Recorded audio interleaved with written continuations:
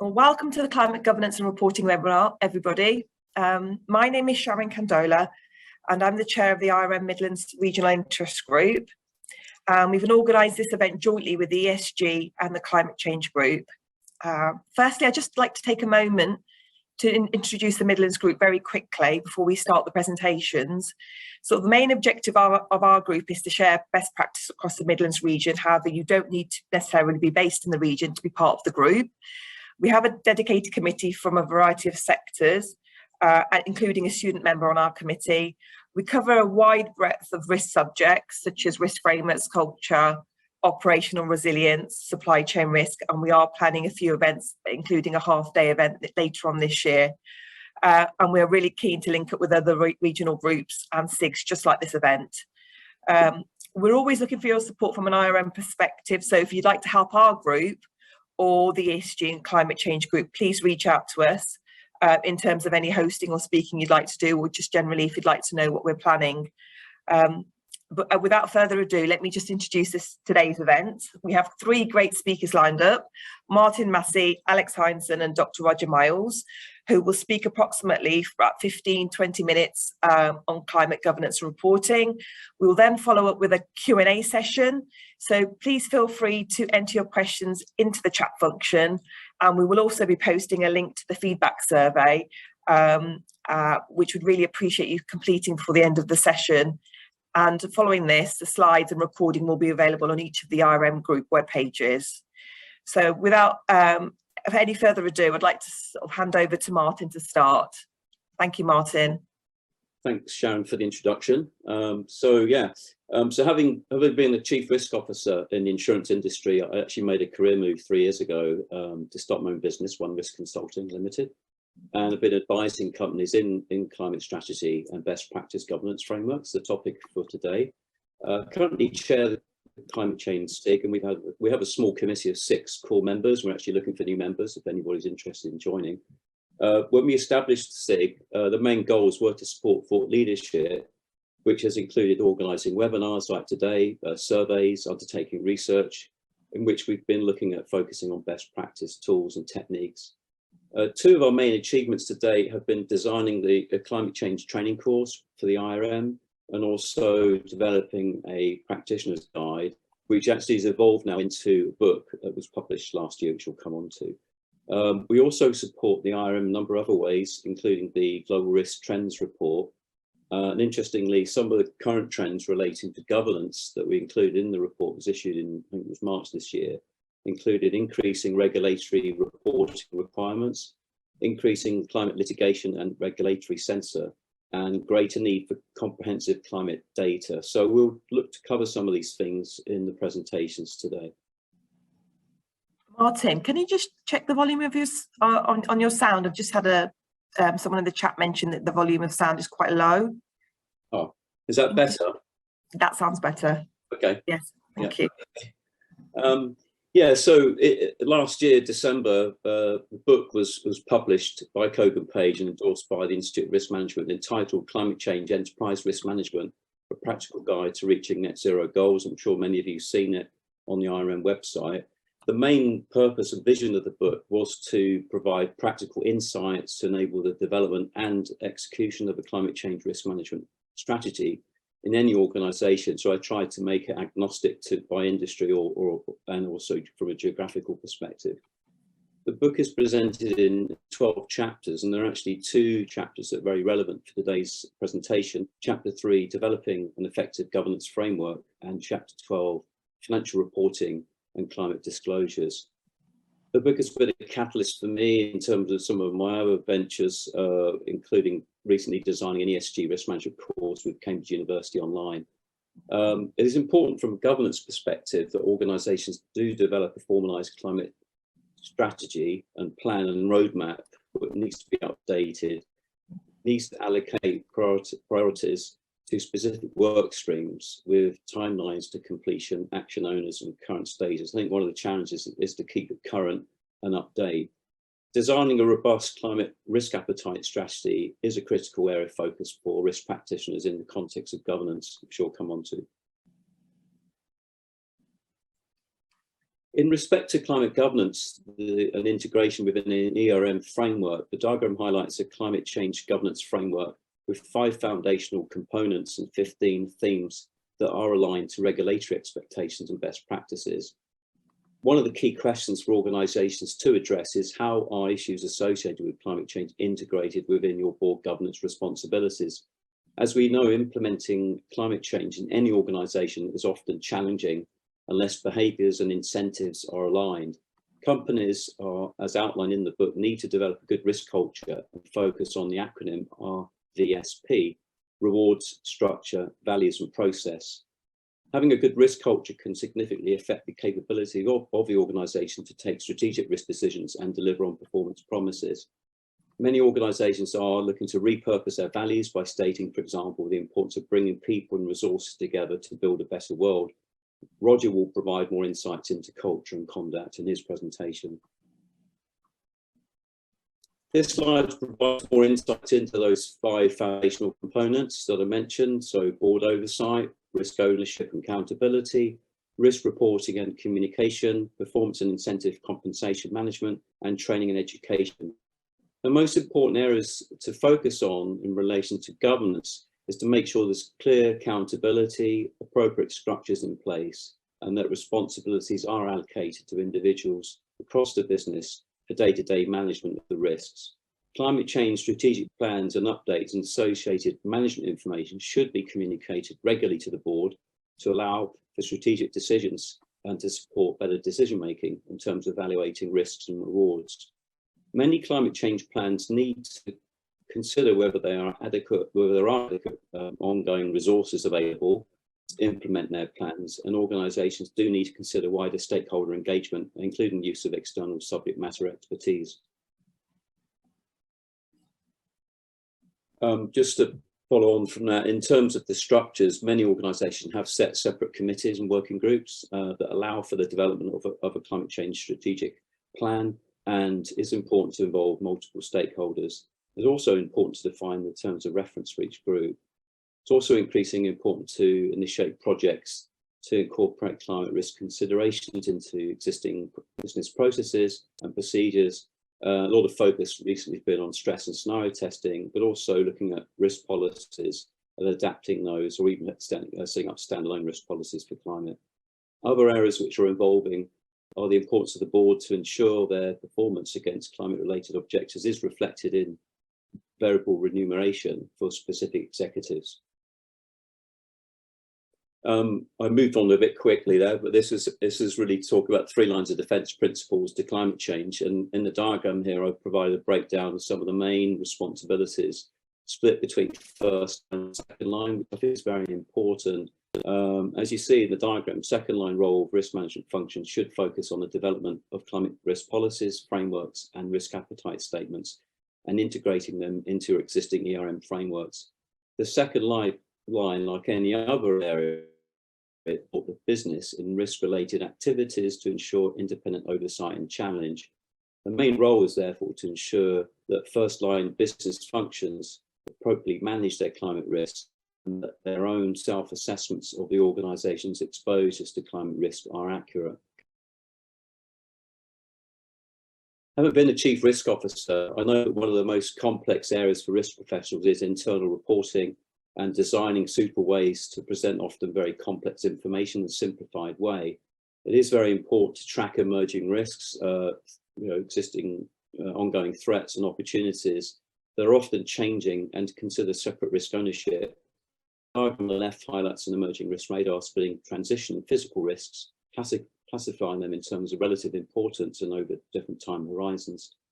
Organisations should seek to include high-level dashboards and scorecards to provide both senior management and boards updates that can be aligned to some form of climate or ESG scorecard that is populated with key performance and risk indicators. The list in the middle provides some of the main areas that I've seen organisations look at in terms of developing metrics and KPIs and KRIs, so reduction in emissions, approaches to sustainable investments, and actually staff awareness is becoming a much more important issue now. The engagement from staff through surveys, for example. The principles of designing key risk indicators are similar for most types. With reference to investment strategy, for example, it's important to consider setting limits in high carbon risk sectors or setting targets to invest in sustainable funds within your asset portfolio. Accountability for the implementation, monitoring, oversight of risk appetite should be aligned with individual owners and facilitated by the risk function. On the right, as an example of the difference between a KPI and a KRI, as illustrated through supplier management, which is a key focus area for a lot of organisations. And it's very important to differentiate activity levels from actual risk indicators or targets. The KRI should ideally be quantifiable, and one of the key challenges, particularly to climate change, is to collect the relevant data. So internal IT systems and process may need to be changed. The financial stability created TCFD to improve and increase reporting of climate-related disclosures. The TCFD is not a corporate reporting standard, but a way of understanding how firms approach the financial risks and opportunities relating to climate change. Disclosure reporting primarily consists of 4 pillars: governance strategy, risk management, metrics and targets. The TCFD guidance implicitly mentions the need for organisations to provide more meaningful information to external stakeholders by evaluating the potential financial implications associated with transitioning to a low carbon economy, as well as looking at physical risks of climate change. As organisations build and implement their climate change strategies, and as their climate risk maturity develops, they can concurrently provide improved disclosures in line with regulatory expectations and other stakeholder groups' expectations. This slide illustrates some of the global trends and challenges of TCFD implementation. New Zealand and UK were the first 2 countries to make climate risk disclosures mandatory for certain organisations. Other countries are following, such as Switzerland, bringing in mandatory disclosure requirements for large companies at the beginning of next year. As noted in the diagram, improved governance supports the ability to meet the increased stakeholder expectations, and disclosing the impact of, for example, scope 3 carbon emissions is increasingly helping to support changes in business practices. I think Alex will be covering TCFD requirements in much more detail. In my last slide, I provide some of the main observations and suggestions to organisations in respect to governance. Taking a few of the main points, I recommend that organisations undertake an independent high-level review critique in terms of general progress on their plans. What I've noticed actually is that becoming more prevalent is that climate is now perceived to be a strategic risk, and often companies now looking to develop standalone risk policy documents, which I think is a very helpful process that I've been involved with, consolidating all the outputs and work into a strategic document that can be presented to regulators and helps internally with communication. It does provide internal guidelines for how the organisation ensures that there is a robust framework in place to identify and manage climate risk and opportunities. As I pointed out, the main recommendations from my perspective, design reporting dashboards for ongoing emerging risks and key indicators to manage and monitor climate risk across your risk profile. And lastly, it's important to make climate disclosures relevant and user-friendly for different stakeholders. So thank you very much for your attention. If you want to contact me and want to know more about the work we're doing in the IRM SIG, Climate Change SIG, then please feel free to talk to me. Happy to answer any questions at the end of after the other speakers have presented. So I'm going to pass on now to Alex.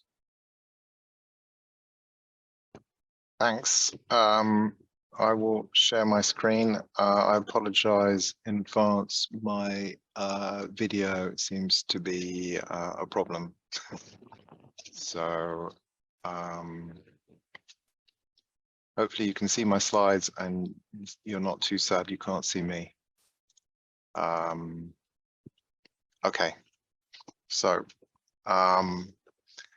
what I'm going to talk about is net zero reporting and greenwashing. So before I do, just to explain that I'm a member of the ESG Group committee. Anita is the chair, and we're looking at across a broader range of sustainability issues, probably in a less technical way than the climate group, and certainly not focusing necessarily on climate, but in some ways looking at the governance aspects over the environment and social issues. If you want to know more about the group, just go to the web page and sign up, and we'll be delighted to involve you. So this is what I'm going to cover. What is climate reporting about? What are the current requirements? Certainly looking at it from the UK point of view, but I'll touch on Europe and further. How does this affect up and down the supply chain? Because I think that's quite an important commercial issue. And then I'm going to talk about greenwashing. What's the problem with greenwashing, and how might you go about managing it? And finally, I'm going to talk about a few observations about climate reporting. I'll be doing that based on some of the work I'm doing where I work, which is KRIS, which is a accounting and consulting firm. So really just going back to basics, climate reporting, your organization creates Scope 1 emissions, direct output from your organization. You also use other people's energy, which is Scope 2. Everything else is Scope 3. And I think most people understand that includes travel and staff commuting. But I think the interesting point here is that we're seeing that the majority of emissions coming from Scope 3, and particularly from vendors and outsourcing. If you have your IT operations outsourced or in the cloud, then there's going to be a fairly heavy emission footprint in your Scope 3. And certainly at the moment, the regulations are a little bit kinder on Scope 3. I think for financial institutions, you'll also see that the investments that they hold, and also loans in the case of banks, and now the insurance policies that insurers issue or will all be part of their Scope 3. So when financial institutions are looking at reducing their carbon footprint, they're going to be looking at the people they choose to do business with. Alec, sorry, just to interrupt, but your slides aren't moving through. So we just want to check that. Okay. Maybe, yeah, just. Okay. Well, I only done a couple. If there's a problem, I can share them if need be. Okay. Can you see one that says climate reporting? No, we're on the title slide. Oh, okay. That's interesting. Why would that be? Is that moved? Yeah, yes, it has. Yeah. Okay. Well, that's okay. I have no idea why it's doing that. Okay. So sorry. So this is what I was just talking to. Thank you for pointing that out. That's very strange because that's not what it's showing. Okay, so I've spoken to this, but I think one of the points to move before I move on is what you do in your organization in terms of Scope 1 and 2 becomes your customers' Scope 3s, and if they are under pressure to report, they will be coming to you for information. And I think that's where a lot of the pressure on reporting is going to come, rather than directly in terms of laws and regulations that impact your organization. So just to make sure that we get the basics right, this is just a summary of what I've been saying. So Scope 1 is what you do as an organization, which if you're in manufacturing would be quite significant, but for other organizations, it's just really vehicle traffic. Scope 2 is your indirect energy purchase, and Scope 3 is pretty much everything else. Okay, so hopefully you can see a slide called TCFD, Task Force for Climate-Related Financial Disclosures. This, as it says here, was convened by the Financial Stability Board, which sits under the G20, and this has been rolled out globally.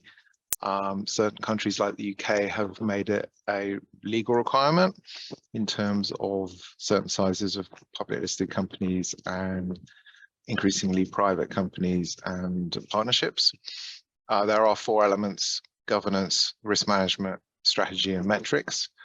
I'm not going to go into huge detail on that. I think what I wanted to just point out is TCFD is actually just the start. There will be more coming your way in terms of reporting.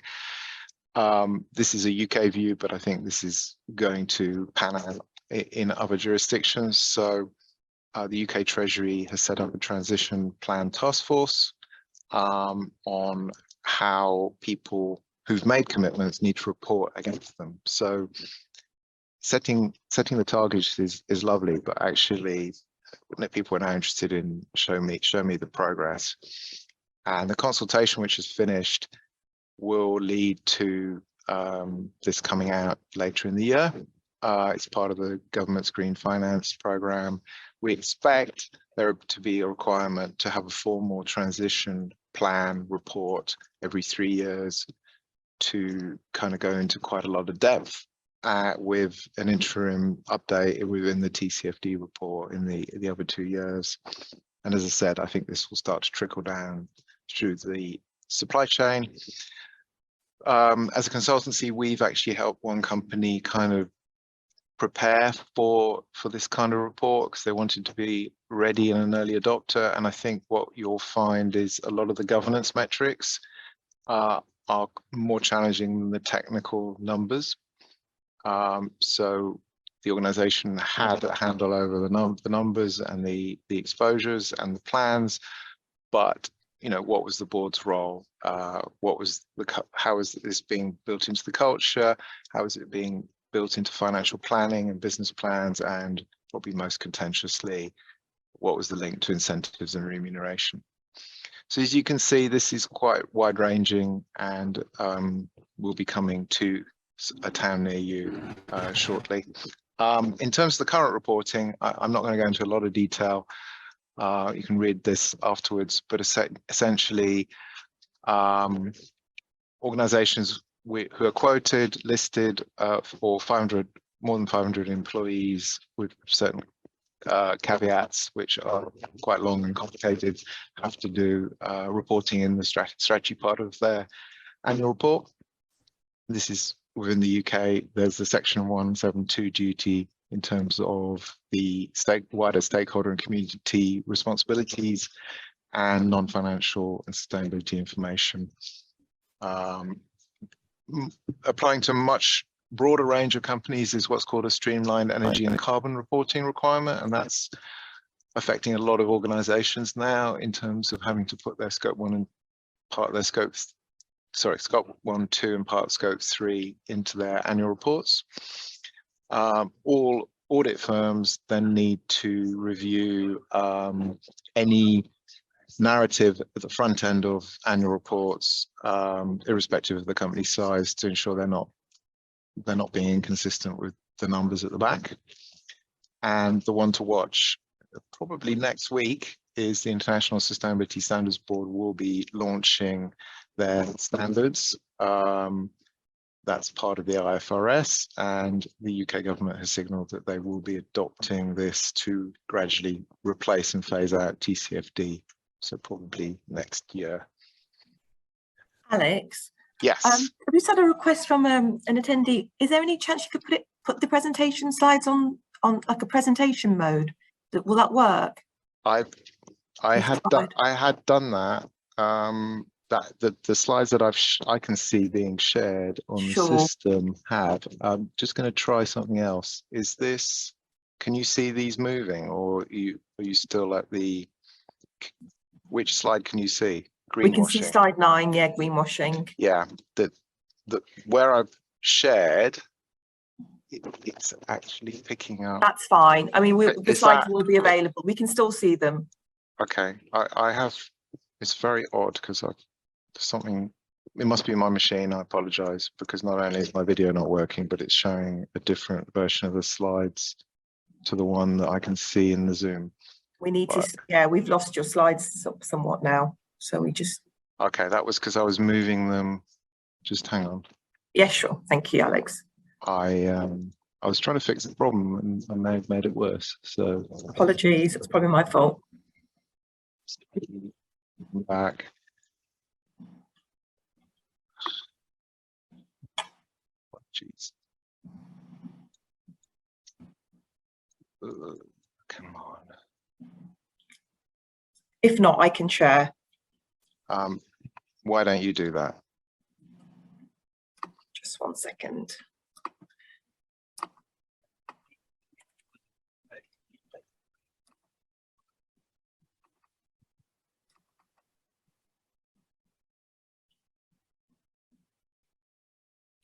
Let's see. I did say that TCFD would be discontinued. I don't think that's going to happen immediately. There will be a transition period, but it will be replaced by ISSB. Is that better for everyone if I go through to back to greenwashing? Can everyone see the presentation mode? Yeah, that's good. That's good. Okay. Is that okay, Alex? Thanks for the contingency plan. Okay. That's great. So again, I'm not going to read all the words, but essentially greenwashing is where you put a spin on what your activities are, either corporately in terms of what you claim you've done, or the environmental and social aspects of what your products and services. Unfortunately, the world is becoming more skeptical, and my personal view is the truth will be out, and it will probably come out at the most inconvenient time. Without dwelling on that too much, reference previous UK Prime Ministers. I would also say that insurers are starting to worry about this. Most insurers think about climate risk in terms of physical transition, but also litigation risk. And certainly, if you don't have adequate controls over your disclosures, it's going to make your D&O insurance, directors and officers insurance placement a little bit more challenging. We go to the next slide.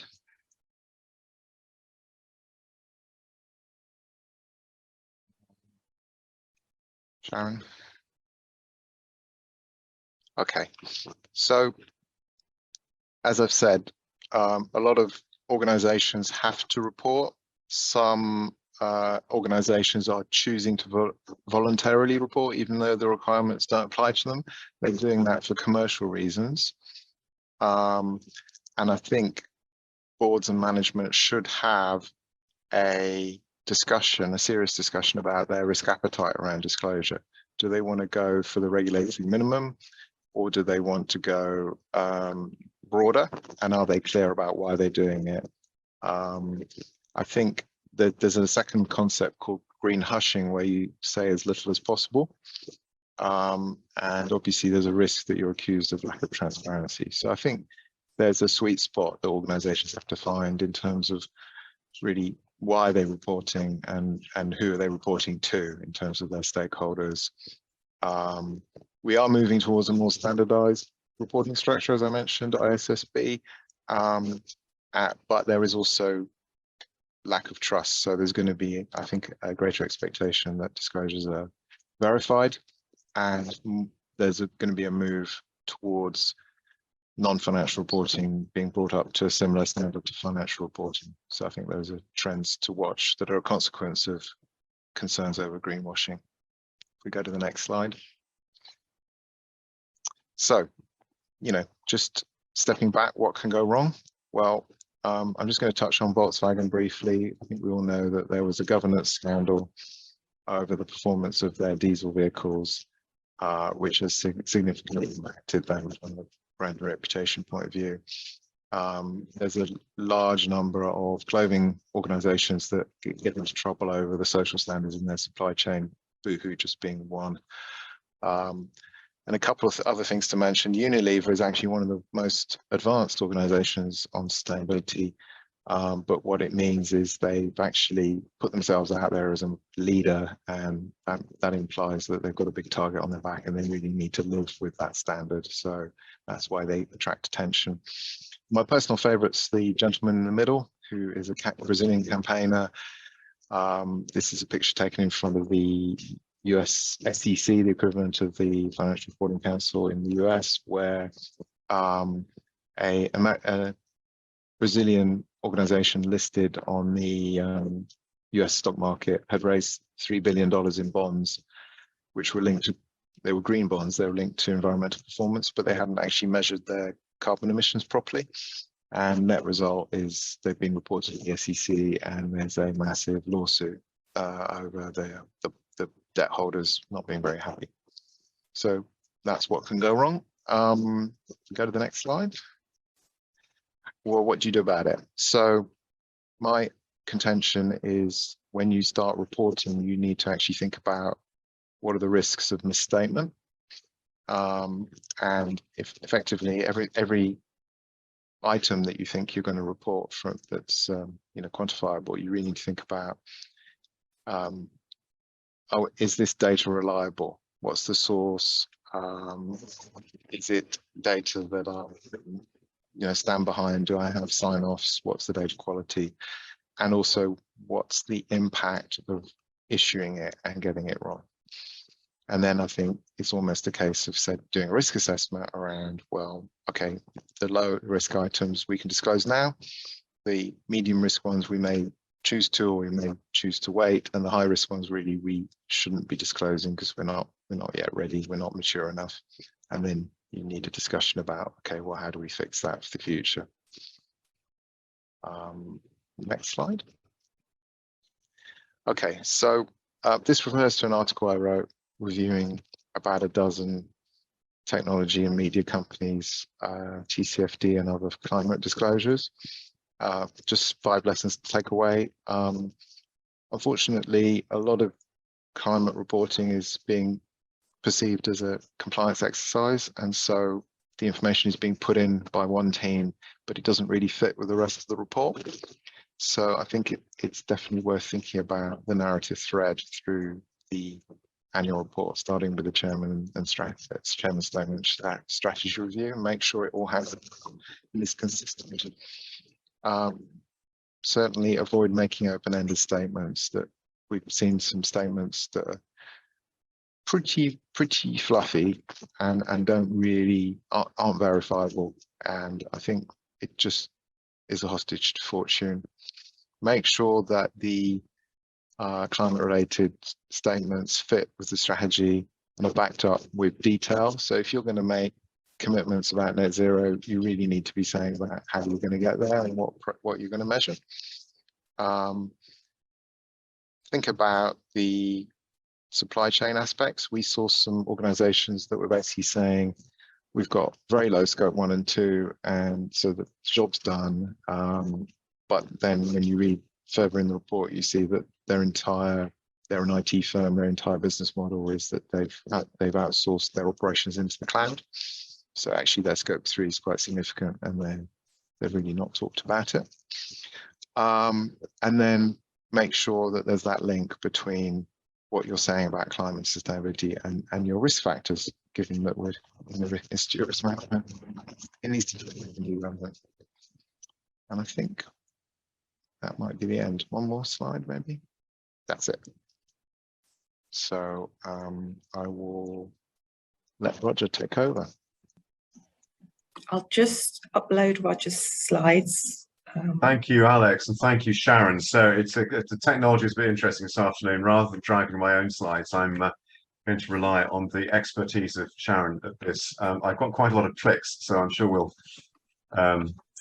keep up with this. This is a slightly lighter look at the behavioural science of ESG reporting and climate reporting in particular, and how that loops across into, especially for those of you in financial regulated markets, the conduct risk field. And just to give you a little bit of context of that, I run the Conduct Academy for UK Finance.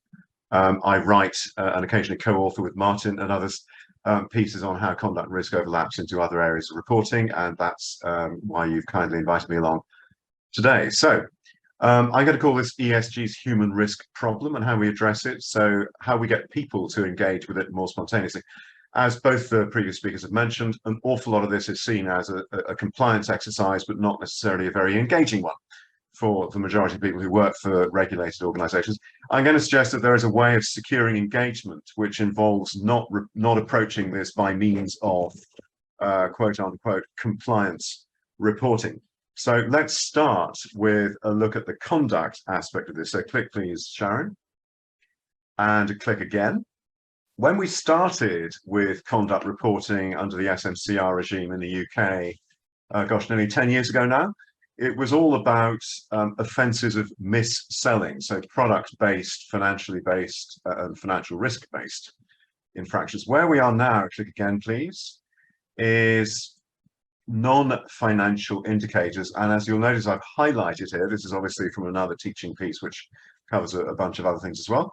The offence of greenwashing is now a conduct offence under the UK and German jurisdictions. It's about to be rolled up in North America under the Federal Reserve Bank regulations for conduct. It's being adopted in Singapore. Those of you who are regulated by the MAS in Singapore may be familiar with this, and so on. There's in fact a study just published by BIS, the Basel Group Bank for International Settlements, comparing individual accountability, that is senior manager regimes, in 6 jurisdictions. And there are, of course, several other jurisdictions more than that that are using these kinds of conduct-based principles. So just to summarize very briefly, this kind of offence of greenwashing is becoming adopted as a norm in the conduct space. So if you are conduct regulated in any of those 6 jurisdictions that have SMCR or its equivalents, actually there are more than 8 jurisdictions, you will be touched by the regulator to report this. Let me simplify what is quite a busy slide. So Sharon, if you can give us another click, please. The early set of conduct offences we could summarise in plain language as ripping people off, doing naughty things with clients' money.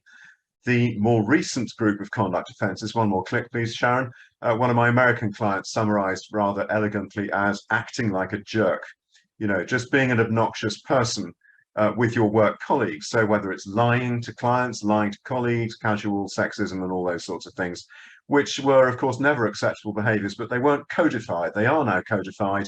You will be called out, you will be fined. So that's a very good reason to engage with this. Sharon, let's move on to the next one. Thank you. Now, when I'm teaching on this, talking about compliance and ethics, I tend to frame the debate at a high level as what is the attitude of your frontline staff to the event of being told they need to do this? And I suggest that there are 3 common reactions. Sadly, the first and most common reaction, click please, is we're doing this because somebody in the audit department tells us we have to do it, which is the worst reason to get on board. One more click please. A better reason to engage with social and governance and climate reporting is it's the correct thing to do. It's responsible corporate governance. And even better, but sadly very rare reason is this third one. What matters most for our collective future? You could argue that actually this whole ESG reporting framework is about the future of humanity, which is kind of more important than just getting a tick on the audit checklist, I would suggest. So let's move on. Control interventions generally fail because they are poorly designed. Let's look at some reasons for poor design.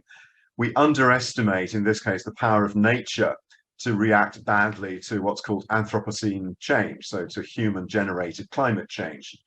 We consistently overestimate a number of things. Click again, please. Our own skill in framing a problem, and again, others resolve in engaging with it. We tend to be optimistic and mispredict how people will respond to the event of being told to do something. In particular, we assume a far higher level of rational engagement than is actually evident in the real world. And if you look at bias effects, I sadly no time to go into these in detail, but financial regulators are deeply interested in the mechanics of biases, how the brain shortcuts to decision-making using, if you want to call it, prejudices or assumptions or models, sets, rather than actually understanding the real-world impacts of things. So we're not good at foreseeing biases or gaming responses. And in the case of ESG and climate reporting, the way that people tend to fall into 2 camps, they're either highly motivated but frustrated, or they're just demotivated and playing games with it. So how does this affect what we're doing today? Well, let's look at what's actually happening out there. Let's move on. A number of ways we could describe this in the science. This is what the science calls the tragedy of the commons. In other words, our tendency as the human race to overuse resources.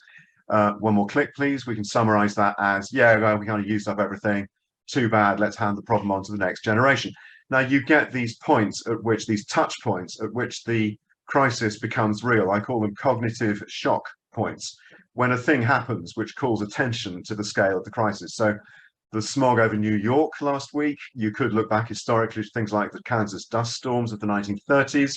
You can look at the climbers' traffic jam on Mount Everest, isn't it, as a sort of related example of planetary abuse, Or you can go to this beach in the Philippines and see a beach made of plastic bottles, which give you absolutely primary evidence of where the problem exists. Increasingly, people are getting these real signals that the problem is a thing. It's not just an abstraction that's something to do with risk reporting.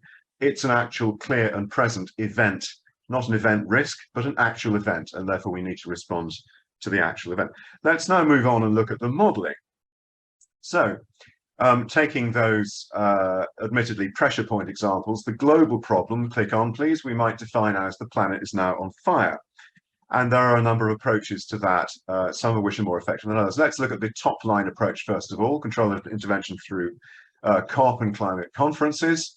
I think we can accept that given the, one more click please, the what actually happens, that's the right-hand column, things like phasing down carbon extraction, which is a completely meaningless phrase, things like financializing the risk by means of the carbon credit market, carbon derivatives, and even carbon crypto.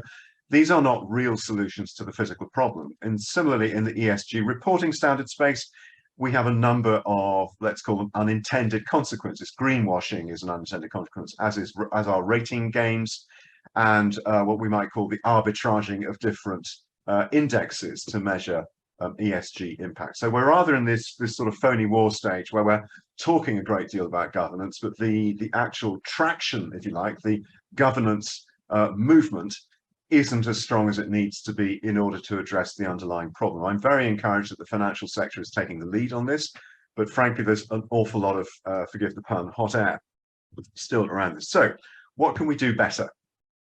Well, I'd suggest that we could start by looking at the fundamentals. There are tools out there already in the behavioral science space, where I hang my hat, that can predict and engage with the tendency of frontline staff to either do or not do the thing that they're asked to do.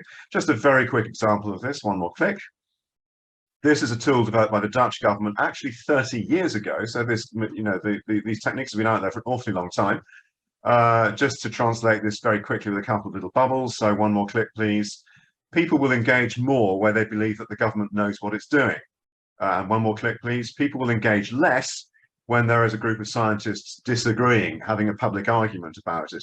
This is where the cynical tendency of corporate governance to use so-called junk science, you know, to get commissioned scientists to cast doubt on the climate change figures, for example, that is the sort of signal that puts people off, that disengages them, and that gets in the way of good reporting. So let's move on to the next one, reporting design. I have an issue over many years of studying this, that there are four, I'm going to call them myths of reporting design. And I encourage us to have a serious discussion around how this applies in the ESG and the climate reporting space. So we tend to fool ourselves that the greater the edifice of government, the more rules there are, the better people will behave. As part of that, we fool ourselves that targets will improve behavior. One more, please. And that a thorough risk plan will keep us safe. And finally, that systemic risk is controllable if you have a systems-based risk governance. There are actually four challenges to this, which, again, there's tons of literature on this. Let's just summarize them in one line. So the ancient Romans understood this. The more numerous the laws, the less people tend to obey them. And in fact, the more corrupt the government, the more sort of detailed legislation tends to be wheeled out as an excuse. Targets do not improve behavior, they actually induce gaming behavior. People will game the rules. If there's a large number of specific targets, people simply play to the target or teach to the test, whatever you want to call it. So targets, I'm afraid, do not work as an agent for behavior change. Regarding risk plans, this is my friend Professor Lee Clark, who says that the more you have a control plan, which encounters then the challenge of a real event, the more the control plan tends to have gaps in it. And Lee has looked at crisis response plans as his working example. The more detail there is in your crisis response plan, the less effective it turns out to be, the less flexible and thoughtful it turns out to be. Finally, just referring to the great behavioral scientist John Lennon here, life is what happens while you are making other plans. It's all very well having a plan, but actually the more you fixate on details of plans, the less you tend to be adaptable to the reality of changing events. So what do we learn from that? Let's just summarize and move on. Related tips for improving key risk indicators. Let's just focus on two elements of this. One, we shouldn't confuse outputs, in other words, quantity of reporting, with outcomes, which is actual change on the ground. One more click just to fill in some detail here. So weak institutions tend to hide behind big-looking headline initiatives, but actually not be so good. If you ever challenge a government minister on what are you doing to address, such and such a social problem, they will always respond with how much money they're spending or how much resources they're throwing at the problem. They're rather less good at actually telling you what's happening on the ground in terms of ameliorating the problem. Let's click again. So detailed checklists actually have this perverse effect of switching people off. And one more. So let's try to look beyond, let's raise our gaze beyond a simple audit checklist and think about not the resources that we're addressing at the problem, but the outcomes that result from those initiatives we're taking. And one more click, please. Let's also try and raise our vision beyond very narrow reporting targets. So not simply talking about the fine detail of what we're doing, as it were, office by office, which tend to be very easily gained. And one more click, please. And remember this phrase that I found useful from behavioral analysis, that gathering reporting information often works more like an engine than a camera. If you're not taking an objective picture by using targets to change behaviors, you're actually inducing people to game the target, to engage with the target in the way that was not intended. And one more click then. So we need to anticipate this effect and design it out. And one more click. And observe what actually happens. So see what people really do rather than the version that we hoped that they would do. So we very often design targets in a rather utopian way and actually discover that they don't make sense to people on the ground. So it's so important to test ground level behavior, if you like, front office staff behavior in response to things, rather than raising a sort of lofty and rather abstract set of targets, which encourage people either to disengage or to game very narrowly the behavior they want to change. So let's conclude. If we want to fix this problem of the gap between our ideals of the change we want and the reality of human behavior, 3 types of conversation I'd suggest we need to get into. 1, let's have a click. Simply start a conversation that engages everyone and makes different views welcome. Any staff you have under the age of 30, by the way, will be highly engaged in the climate issue already. Just as a demographic, they're very interested in it. Choose indicators, therefore, which play to people's engagement with the conversation. And 3, and finally, don't just take your own internally generated figures as gospel. You need to look outside and triangulate and get opinions from your customers, your markets, your regulators, the politicians who appoint the regulators, and so on. Take a wider view. Don't simply be satisfied with internally generated MI. Now, of necessity, that's 15 years worth of my research compressed into about 10 minutes. So we've not covered anything like any depth here. I'd welcome any questions. I've just scattered here on the right of the screen some recent publications on this, highlighting obviously Martin's great work in this forum for IRM, but also some other pieces that I've been involved with researching on some of those topics I was just talking about. So very happy to address any questions now as a panel. Thank you very much, Sharon and others, for keeping this going, and I'll revert control to our hosts. Thank you, Roger. Thank you, Alex and Martin. We have got a few questions. Can I make a start with the question that was sort of came in quite early on? So if the organisation you work in doesn't currently consider ESG directly or have a direct climate change risks, how do you make the climate change risk important to the board? Because climate change risk may seem secondary or far out to be important, too far out to be important, sorry. Yes, Roger. Can I very quickly jump on that? Yes. It's actually very simple.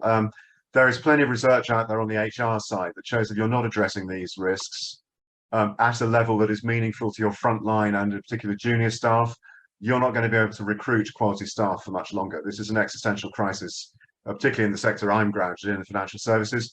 People are not going to want to work in a sector that doesn't have an engaged view on this stuff. They simply won't answer your calls when you're trying to hire them. So a very good reason to do this is staff continuity. We're not going to be able to hire thoughtful people, let alone high quality people, for much longer if we don't address these issues. There are higher level risk assessment rationales, which I'm sure Martin and Alex can address. But if you want to be able to hire people to work for you, it's really quite important to get with this stuff. There may be higher level assessments, but you're spot on, Roger. I think I would always suggest that you do a materiality assessment around sustainability, and it will highlight where climate sits, and that's different to a risk assessment because it's about what's important to your organization. Okay, the board thinks it's low. If all your stakeholders think it's high, the answer is it's high, because there are every organization in the world has two groups of stakeholders that matter. One you've mentioned, the employees, the others, the people that buy your products or services, and they may not want to do business with you. So I think that's the strongest argument, is have we got a sustainable business if we don't address this?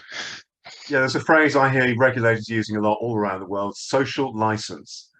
If are people on board with the thing that you're doing? Are you demonstrating an attitude of engagement with issues that people care about? If you're not demonstrating that you've got an agenda on this, people are just not going to want to do business with you as employees or buyers or whatever. Roger, there's a question as well that's come in. It was a little bit, I think it was just after your presentation. So it says, is the excessive focus on control not slightly outdated for the modern organisation, especially post-lockdown and new ways of working?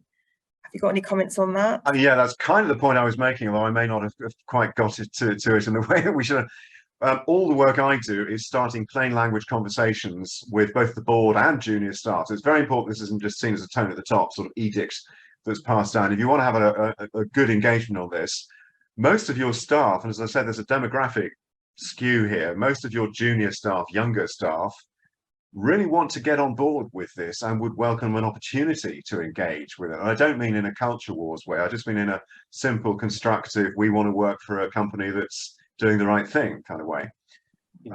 So it's not like making this a complicated object. Actually, all the work I do with workshops in-house with organizations is starting these simple conversations from the bottom up as well as the top down, not making it a technically complicated compliance driven thing.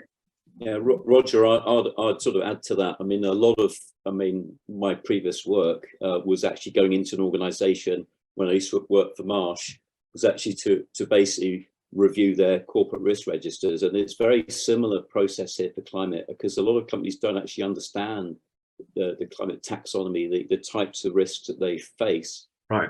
Particularly transition risks. There's quite a multitude of risks. So typically, developing questionnaires and running structured interviews and then following up with workshops is the most critical process. And developing what I call climate scenarios, qualitative scenarios, not just what the regulators seem to be sort of focusing on, which is very complex stress testing of climate future scenarios, which what's a 2-degree world look like, or 3-degree? They're quite abstract things, but actually if you start engaging with individuals from different divisions of the organization, they will have different climate changes impacting on their individual risk profiles, whether it's credit risk, whether it's operational risk. There's a whole range of areas, investment risk. So it's really just looking at the impacts across your whole risk profile, but focusing a lot more away from just physical risk to transition risk, and as we've mentioned today, on liability, legal risk as well, which is becoming a much more important issue. It's making it, Martin, as you say, you and I work together on this on things that, it's making it real for people on the front line of the business as well as at the governance level. And using those abstractions is very important in the boardroom, but having a story to tell, a simple version of what's the work we're doing day to day, the stuff we're selling, whether it's in the call center, in the sales team, or wherever, that people at that level can understand and relate to, not in a way that's forcing them against their will to engage in a compliance project, but actually doing something which they see as good for the business. And there are some quick wins out there. I mean, I'm heavily involved in product innovation and use of new technologies, new tools to actually help organizations think about the bank, look at the financial services sector.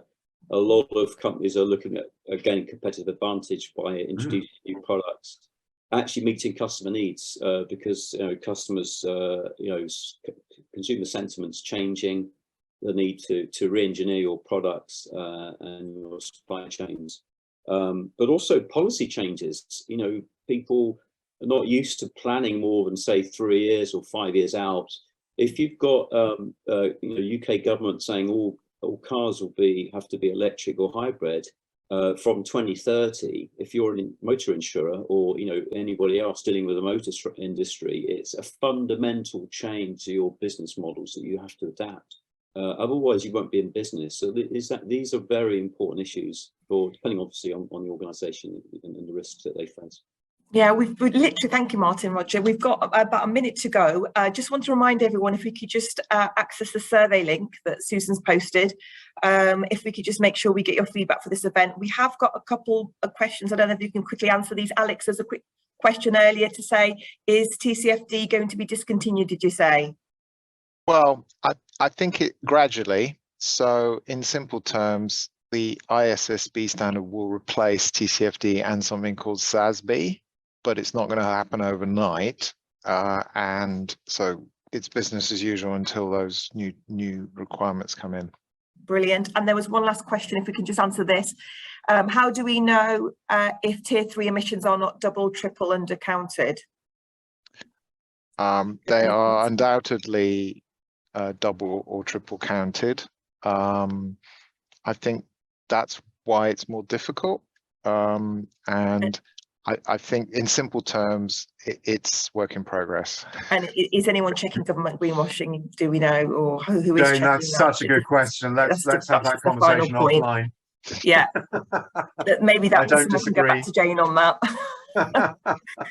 But I think that's probably us wrapping up the questions. Apologies, there wasn't time for any more questions. Just want to finally, first of all, say thank you to Roger, Alex and Martin for their presentations. I think we've managed to get 3 different views, insights into climate governance and reporting. And thank you to everyone who's attended today. We've had a great turnout. Really appreciate everyone attending. And please complete the survey. Just want to say thanks again and have a great evening today. Thank you, everyone. Thank you. Thank you.